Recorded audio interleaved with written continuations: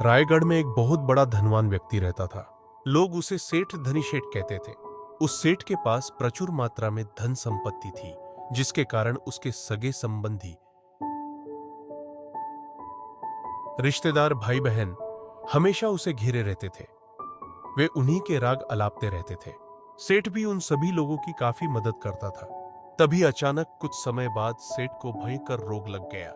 इस भयंकर बीमारी का सेठ ने बहुत उपचार करवाया, लेकिन इसका इलाज नहीं हो सका। आखिरकार सेठ की मृत्यु हो गई। यमराज उस सेठ को अपने साथ ले जाने के लिए आ गए। जैसे ही यमराज सेठ को ले जाने लगे, तभी सेठ थोड़ी दूर जाकर यमराज से प्रार्थना करने लगे कि मुझे थोड़ा सा समय दे दो, मैं लौटकर तुरंत आता हूं। दूतों ने उसे अनुमति दे दी। सेठ लौटकर आया, चारों ओर नजरें घुमाए और वापस यमराज के पास आकर बोला, शीघ्र चलिए। यमराज उसे इस प्रकार अपने साथ चलने के लिए तैयार देखकर चकित रह गए और सेठ से इसका कारण पूछा। सेठ ने निराशा भरे स्वरों में कहा, मैंने हेरा फेरी करके अपार धन एकत्रित किया था।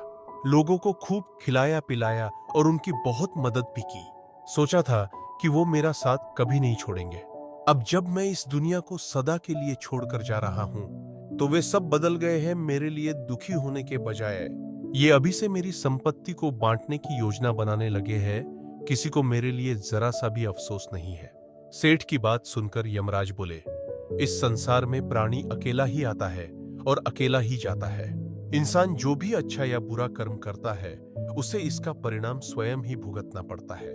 हर प्राणी इस सत्य को समझता तो है, पर देर से। जीवन की सीख हम इस बात को अपने जीवन में भी देख रहे हैं। लोग जीवन के सत्य को भूलकर मानव द्वारा बनाए गए जाल जैसे लालच, रुपए, पैसा, बुराई आदि तले दब गए हैं।